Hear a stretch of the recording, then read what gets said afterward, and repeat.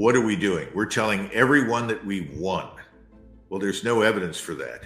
The terrible condition in Ukraine is evidence for complete and total failure. We have sacrificed close to 600,000 Ukrainian lives on the battlefield, and they continue to lose more every day. How many other Ukrainians have died from other means and consequences is anybody's guess. How many millions have now left the country with no intention to ever return again? It's anybody's guess. So the whole thing is an utter and complete fiasco. The American people, who have listened to and absorbed an awful lot of lies for a very long time about things, are beginning to wake up. The Germans are beginning to wake up. The French are beginning to wake up. I think eventually the Scandinavians, the Dutch, the Austrians, everybody else is going to wake up. There's only one leader in one country right now in Europe that is even remotely connected to public opinion and the electorate's attitudes, and that's Meloni in Italy. And even she repeats the stupidity publicly. The difference is that Meloni knows it's stupidity, goes back home and does whatever she thinks is right. Whereas the rest of them actually go back home and try to tell people, well, we are winning in Ukraine and we just have to stay the course. No one is marching east in Ukraine. It's over. NATO is a joke. NATO is falling apart. It's almost as though you have an individual that has some sort of stage 4 crippling disease, but is still able to walk around and put sentences together and says, I'm going to live forever. It's not going to happen. And Ukraine is even on life support. It's a corpse. So where is the American position? You see, it's all over the map. Well, this is a new film that probably will come out next year called Frankenstein Returns. And what you've got is a corpse that is playing the role of Ukraine. The corpse is coming to the negotiating table, and standing behind the corpse is Dr. Frankenstein, played by Jake Sullivan. And Jake Sullivan is animating the corpse, theoretically, at the negotiating table. This is all absurd. It's dangerous, it's futile, and it's absurd. And the Europeans are beginning to figure it out, as are most Americans. So the bottom line is, it doesn't matter what these people say anymore. And Kirby is playing the role of Igor, the spokesman. So you've got Igor speaking on behalf of Dr. Frankenstein. Dr. Frankenstein's animating what's left of the Ukrainian corpse. What's the outcome? Tragedy, disgrace, total destruction. The thing that's most remarkable about the American government and its allies right now in Europe is the complete absence of any humanity. Yeah. There is no real concern for the people who've been made homeless and being killed off in great numbers in this war because of our policies, because of what we've done, because we allowed someone like Nuland to pick and choose who would lead Ukraine, who could be deemed credible in our eyes, who would do whatever we said and would accept the massive billion-dollar payoffs in order to keep this war going. This is tragic, but it's a crime. It's a criminal action. It needs to end. And by the way, the absence of that humanity in Ukraine is matched by the absence of our humanity in the Middle East. The Soviets used a concept which was really developed by Lenin many, many years ago. It was called the correlation of forces. And they would simply look at a country and they would say, how much can this country produce in terms of food, spare parts, military of our policies, because of what we've done, because we allowed someone like Nuland to pick and choose who would lead Ukraine, who could be deemed credible in our eyes, who would do whatever we said and would accept the massive billion-dollar payoffs in order to keep this war going. This is tragic, but it's a crime. It's a criminal action. It needs to end. And by the way, the absence of that humanity in Ukraine is matched by the absence of our humanity in the Middle East. The Soviets used a concept which was really developed by Lenin many, many years ago. It was called the correlation of forces. They would simply look at a country and say, how much can this country produce in terms of food, spare parts, military power, and so forth? Then they would say, how much manpower can it produce? Where is it? What's its proximity to us? This is how they would calculate the potential for other nations to threaten them. Then they would also look at themselves and say, given where we are and what we've got, What is the correlation of forces for us? Where do we stand? And then they would match these things and say, on one hand, we have this combination of capability and forces, not just military, but also social cohesion, political, diplomatic, industrial, economic, scientific, technological, all of those things. And then the opponent has these things. Now, you've heard Putin say many times, very truthfully, that if you look at the NATO alliance collectively, it has the capability to defeat us, the Russians. But there's a problem. NATO has never been united. NATO does not have a unified military command structure. NATO forces do not all obey orders from one source. They all have national authorities over them. And NATO has not exploited its military potential either scientifically, technologically, industrially, or in terms of manpower. Ergo, if you look at the correlation of forces, it favors Russia, not NATO, and not us.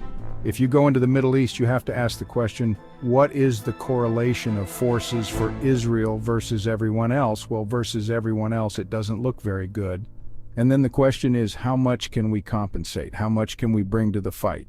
Well, you and I know that the United States Army is in ruins. It can't do a damn thing. And now we've seen the Russians who have clearly made it obvious that they can escalate horizontally. In other words, they're going to start fires elsewhere that divert our resources, our attention, and our capabilities. Then finally, you have to ask the question about national will and resolve to do anything. What are we resolved to do right now? Congress may be resolved to do lots of things that make it money. In other words, if it enriches them, sure, I'll vote that way. You want me to vote this way because the Koch brothers and their friends are providing cash because they want to do things with oil and gas and coal and others? That's fine, I'll vote that way. Oh, the Israelis want to go to war with their neighbors? Sure, pay me, get me elected, and I'll support that. Until suddenly somebody realizes the correlation of forces isn't good. We could actually lose. Yes, and this is what nobody really wants to face. And so everybody talks as though it's 1991. It's not 1991. Those days are over. We squandered all of the advantages and assets that we had. I'm not saying we should have stayed in a state of war with everybody since 1991, that's not my point. But we did not build anything new. Why are we running around in tanks that were designed in the 1970s for use in the 1980s? Why didn't we fix the engines? What are we doing using Patriot missiles and missile batteries and radars that were designed in the 70s for use in the 80s even now? Why haven't we massively improved and updated and modernized? Because we never did the things along the lines of downsizing and reorganization to extract savings in order to do that. No, we fed the beast, and the beast said, send me what I always do. Give me money, and I'll give you back what I always produce. Why do we have ships that are simply irrelevant? Because they're no longer equipped or designed to deal with a very different strategic environment. I could go on, but the point is the correlation of forces right now, when you start adding them up, don't look good for us. Putin is probably the single most well-informed person inside Russia about the West. He understands the West. He understands us. This is a man who's exercised extraordinary restraint. Just the other day, somebody said, well, you keep talking about the powerful Russian forces. If that's the case, why haven't they run up to the river, crossed the river, and marched to Poland?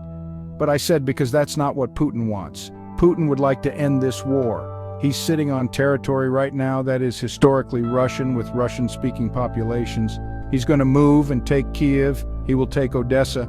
Those things will occur in time, but he doesn't want a war with the West or with NATO or with anybody. He just wants to get those territories under his control, get the Russians in them inside Russia, and then prevent any further oppression of the Russian population or the Tatar or anybody else inside Ukraine. That's it.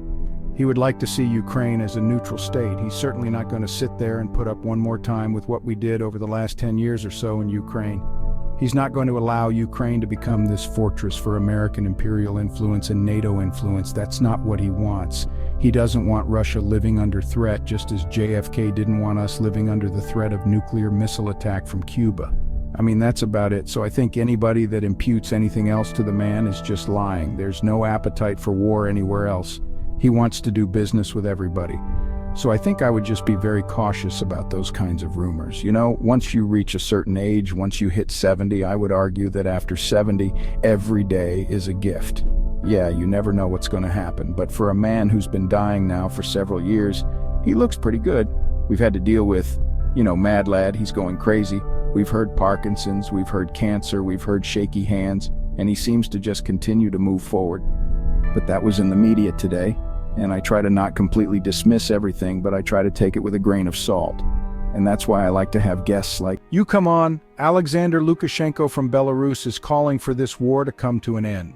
He said this is going to be a long, drawn-out stalemate that will only result in more people dying.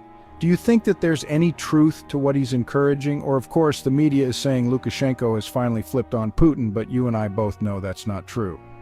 Lukashenko is expressing a view that's widely held, I think, everywhere in Eastern Europe, especially Russia and Belarus. First of all, he's only got 8 million people in his country, but Russia is remarkably small, but Lukashenko knows that the Ukrainians are dying by the bushel. We think that 50% of Ukraine's population has fled. The country is under Russian control now, or dead. People tell me that 500,000 Ukrainians have died. Now, during World War I, and we fought for 110 days during World War I, we sustained 318,000 casualties, and 110,000 Americans were killed.